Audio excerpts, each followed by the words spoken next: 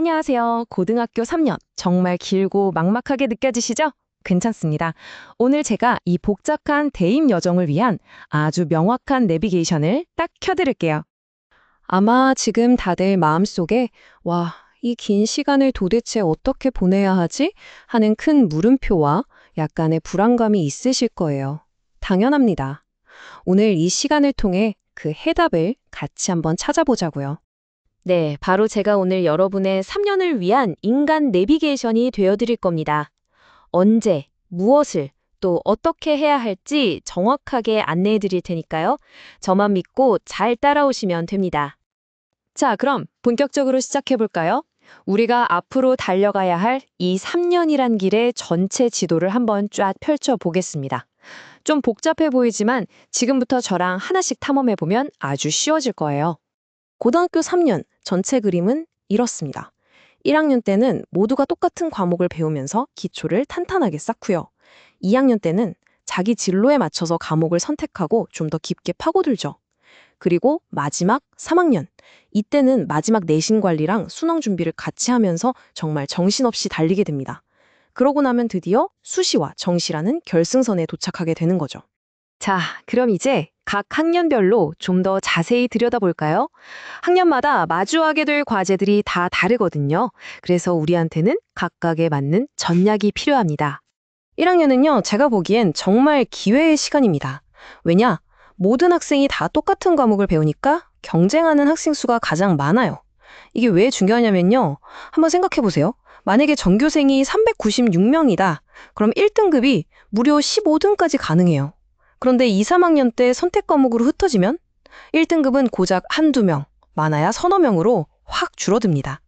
다시 말해서 1학년 때가 통계적으로 1등급 받기가 제일 쉬운 시기라는 거죠. 바로 이때 수능 기초가 되는 주요 과목들에서 높은 등급을 딱 확보해 두는 게 최고의 전략입니다. 자, 이제 2학년이 되면요. 판이 완전히 바뀝니다. 바로 선택 과목이라는 변수 때문인데요. 이제 학생들은 자기 진로에 따라서 50명, 100명 이렇게 작은 그룹으로 쪼개져요. 그럼 만약에 50명이 듣는 수업에서 1등급은 몇 명일까요? 네, 딱 2명입니다. 경쟁이 정말 치열해지는 거죠. 그래서 이때는 내가 가고 싶은 대학, 가고 싶은 학과에서 뭘 들으라고 하는지 미리 파악하고 방학 같은 시간을 이용해서 핵심 과목들을 깊이 있게 공부해두는 그런 선행학습 전략이 반드시 필요합니다. 드디어 마지막 관문 3학년입니다.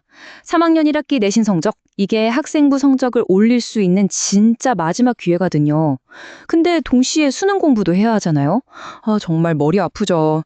이 시기에는 그래서 내신 시험 공부랑 수능 공부, 이 두 가지 사이에서 균형을 잡는 게 가장 큰 도전이에요.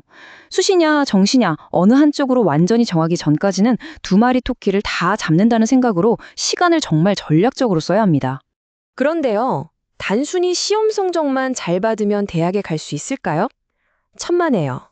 많은 학생들과 학부모님들을 정말 당황하게 만드는 눈에 보이지 않는 압박들이 곳곳에 숨어 있습니다. 바로 이런 것들이죠. 흔히 생기부라고 부르는 학교 생활 기록부를 채우기 위한 여러 활동들. 그리고 그 중에서도 진짜 복병은 시도 때도 없이 나오는 수행평가입니다. 아마 경험해 보셨을 거예요. 분명 중간고사 기간인데 새벽까지 PPT 만들고 발표 준비해야 하는 거. 이런 보이지 않는 과제들이 실제로는 엄청난 시간을 잡아먹는다는 걸 미리 알고 대비해야 합니다. 그리고 제가 정말 놀라운 사실 하나 알려드릴까요? 2학년 때 어떤 과목을 들을지 정하는 수요조사가요, 보통 1학년 1학기, 그러니까 7월쯤에 이루어집니다. 학교에 입학한 지 겨우 4개월 만에 앞으로의 진로와 관련된 엄청나게 중요한 결정을 내려야 한다는 거예요. 정말 빠르죠? 와, 이렇게 숨 쉴 틈 없이 빽빽한 일정을 보니까 진짜 숨이 턱 막히는 것 같죠? 하지만 정말 이 안에서 우리가 역전을 만들어낼 수 있는, 공부에 온전히 집중할 수 있는 그런 기회의 시간은 없을까요? 당연히 있습니다.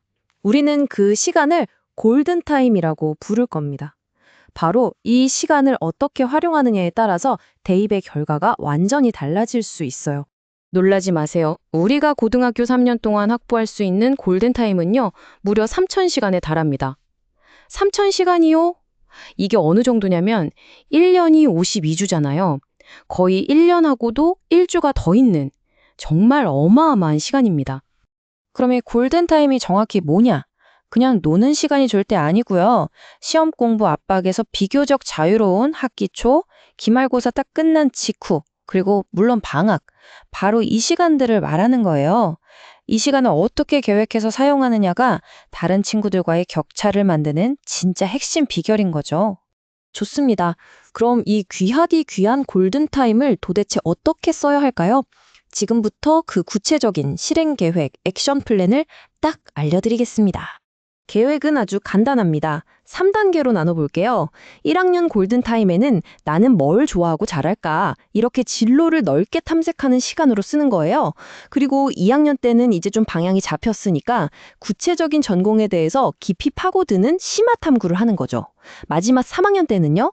1, 2학년 때 했던 모든 활동을 쫙 모아서 보세요. 저는 이 전공에 딱 맞는 인재입니다. 하고 최종적으로 증명하는 데 집중하는 겁니다. 근데 여기서 진짜 중요한 게 하나 있어요. 이 골든타임을 학생부 활동 준비에만 몰빵하면 절대 안 된다는 거예요. 수행평가나 탐구보고서 같은 걸 미리 준비하면서 동시에 수능 공부도 반드시 같이 해야 합니다. 부족했던 개념을 다시 본다거나 기출문제를 푼다거나 이 두 개의 바퀴를 균형 있게 같이 굴려나가는 게 골든타임 활용의 핵심 중의 핵심입니다. 자, 저희가 아무리 좋은 내비게이션을 켜드리고 완벽한 지도를 손에 쥐어드려도 결국 운전대를 잡고 그 길을 꾸준히 가는 건 여러분 자신입니다. 그쵸? 오늘 우리가 함께 세운 이 계획을 진짜 의미 있게 만드는 건 다른 무엇도 아닌 여러분의 꾸준한 실천입니다. 여러분 모두에게 똑같이 3,000시간이라는 골든타임이 주어집니다. 이 소중하고 엄청난 시간을 어떻게 사용하시겠습니까? 바로 그 선택에 여러분의 미래가 달려 있습니다.